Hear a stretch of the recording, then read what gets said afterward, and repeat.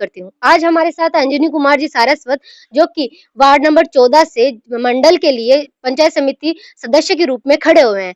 तो आज हम इनसे जनता के कुछ सवाल पूछेंगे। तो आपका हमारे यूट्यूब चैनल में बहुत-बहुत स्वागत है। धन्यवाद। तो आज हमें सबसे पहला क्वेश्चन आप हमें बताइए कि प्रदेश में जैसे आप भाजपा के रूप में खड़े हुए हैं, प्रदेश में कांग्रेस की सरकार है, तो जनता आपको वोट क्यों दे? क्योंकि सारी जगह कांग्रेस का माहौल है, तो आपको क्यों लगता है कि आप चुने जा सकते हैं? देखिए, जसवंतगढ़ जो है वो भारतीय जनता पार्टी का हमेशा से पारंपरिक गांव रहा है और यहाँ से जसवंतगढ़ से भारतीय जनता पार्टी के लोग खड़े होते रहे हैं और जीतते रहे। अब जहां तक राज्य का सवाल है कि राज्य में सरकार कांग्रेस की, तो उससे कोई फर्क नहीं पड़ता है, क्योंकि कोई भी सरकार हो, चाहे राज्य हो या केंद्र की हो, जनता को अपने हकों से अलग नहीं रख सकती। जो बजट आते हैं, वो चाहे राज्य सरकार, आज केंद्र में मोदी जी की सरकार है, तो क्या वो गहलोत सरकार को बजट नहीं दे रहे? हमेशा ही ऐसा हुआ है। ये एक सिस्टम है, एक परंपरा है। ऐसा नहीं है कि कोई राज्य सरकार दूसरे पार्टी की आ गई तो उसको बजट नहीं मिलेगा। ऐसे ही अगर ऊपर कांग्रेस का शासन है तो जसवंतगढ़ को बजट नहीं आएगा अगर यहाँ बीजेपी का मंडल जीत जाएगा, तो ऐसा कुछ नहीं है। ये सब हमारी भ्रांति है मन की।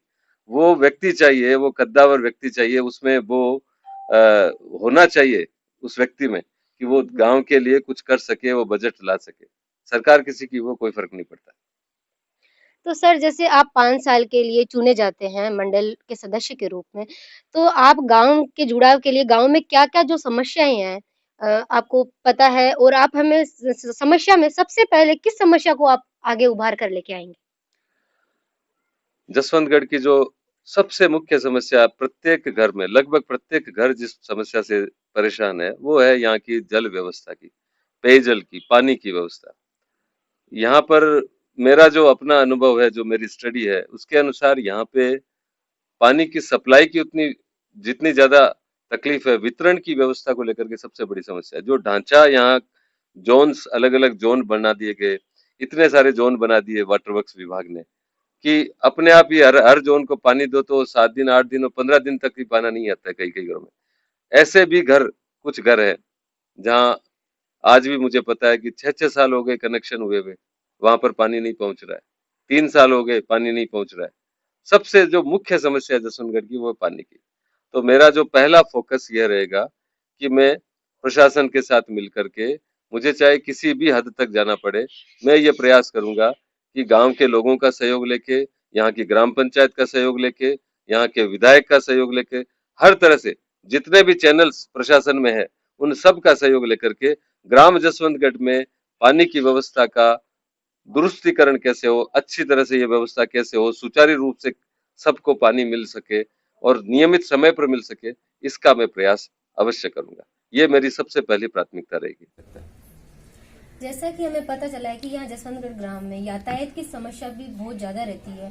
जैसे यहाँ पर ट्रेनें भी नहीं चलती, इतना बड़ा जनसंख्या का गांव है, यहाँ पे यातायात के साधन में बहुत ज्यादा समस्या है। गवर्नमेंट बसें भी यहाँ नहीं रुकती, तो बहुत ज्यादा महिलाओं को सबसे ज्यादा समस्याएं होती है उसके लिए। तो आप उस पर क्या आपका विचार है? जैसा कि मैंने पहले भी एक बार यहाँ ट्रेन का जब हॉल्ट रोका गया था, तब मैंने बहुत प्रयास किया था, गांव के अन्य लोगों ने भी मुझे सहयोग दिया।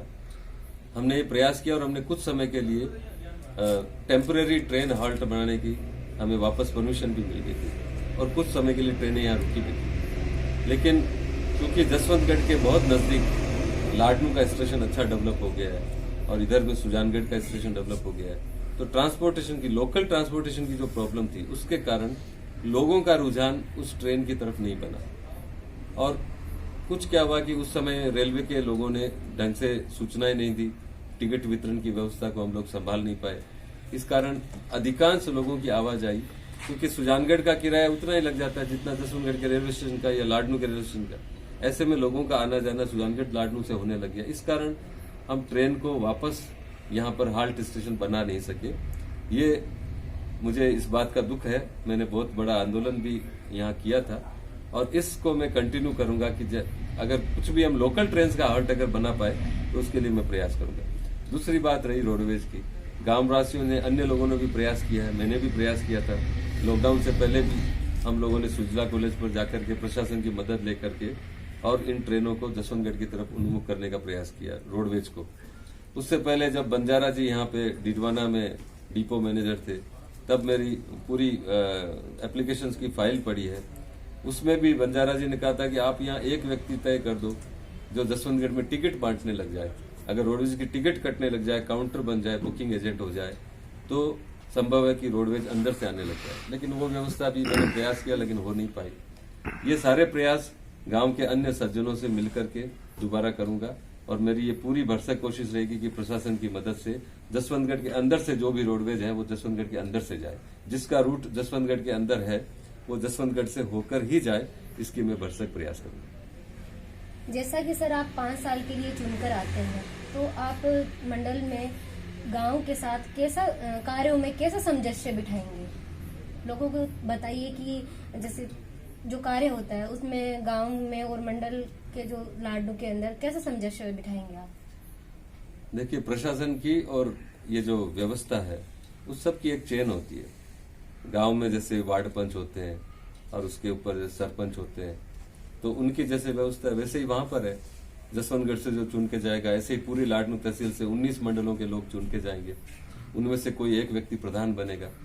तो ये सारी चीजें तो चैनलाइज होनी संभव है। ऐसा नहीं है कि जो व्यक्ति, मूल रूप से सब कुछ निर्भर करता है कि व्यक्ति कौन चुनकर जाता है। अगर व्यक्ति अड़ियल रूप का होता है और वो सामंजस्य नहीं बैठा सकता, व्यक्तिगत कमजोरियां सबकी रहती है, तो अलग बात है।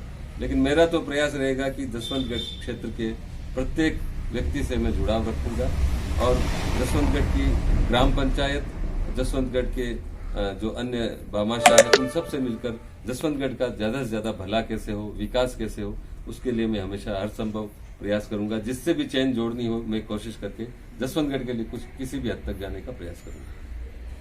जो उम्मीदवार खड़े होते हैं वो अधिकतर उम्मीदवार ऐसे ही बोलते हैं कि मैं विकास करूंगा, ये करूंगा, तो आप लोगों को कैसे विश्वास दिला सकते हैं? क्योंकि चुनने के बाद मैंने देखा है कि कई बार लोग भूल जाते हैं गांव के विकास के बारे में, और अपने मंडल में तो ऐसा लोगों को पता भी नहीं चलता कि मंडल का सदस्य है कौन।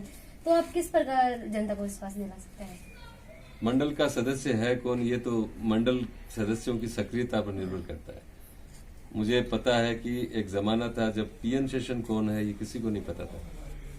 टीएन शेषन इलेक्शन कमिश्नर होते थे, हुआ करते थे, और उनसे पहले जो इलेक्शन कमिश्नर हुए थे किसी को नहीं पता था कि इलेक्शन कमिश्नर भारत की कितनी बड़ी हस्ती होती है। आज आम आदमी को भी पता है कि इलेक्शन कमीशन बहुत बड़ी ताकत है।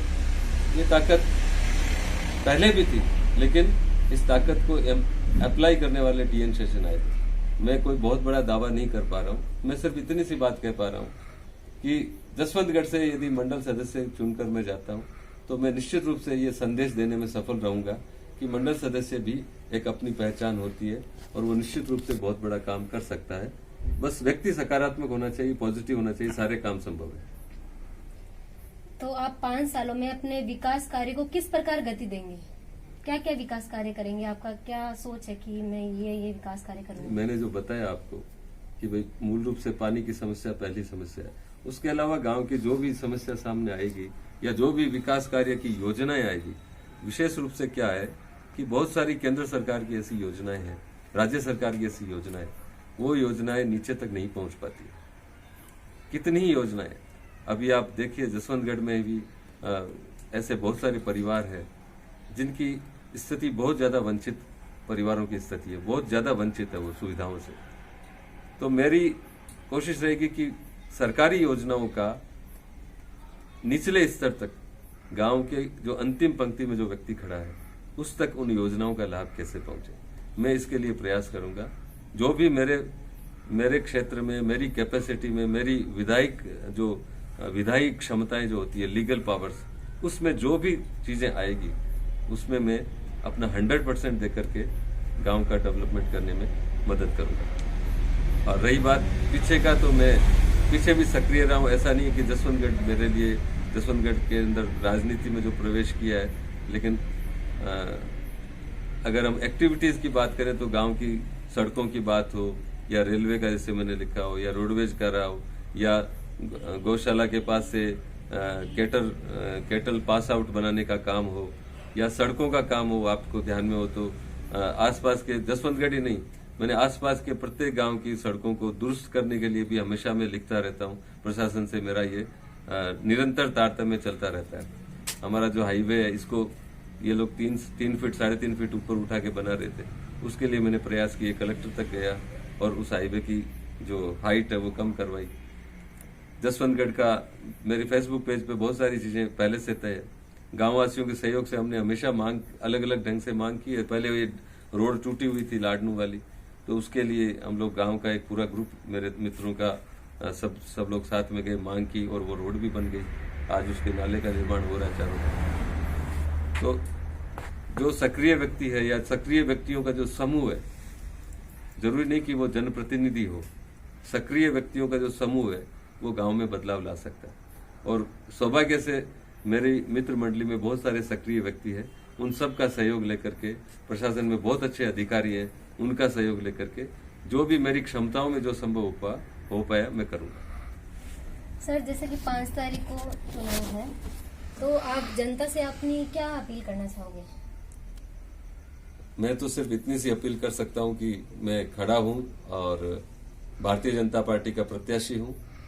आप मुझ पर भरोसा करें और यदि मेरा जो ये कार्यकाल, ये पहला चुनाव है, प्रथम चुनाव है मेरे जीवन का, बीते हुए कार्यकाल में यदि मेरी वाणी से, कर्म से किसी को भी कहीं भी कोई चोट पहुंची हो, आहत हुआ हो कोई, तो मैं क्षमा प्रार्थी हूं। और इस बार पहली बार चुनाव लड़ रहा हूं, इसलिए मुझे मौका दें और मैं जसवंतगढ़ के लिए जो भी कर पाया मैं अपना सौभाग्य समझूंगा। बहुत बहुत धन्यवाद।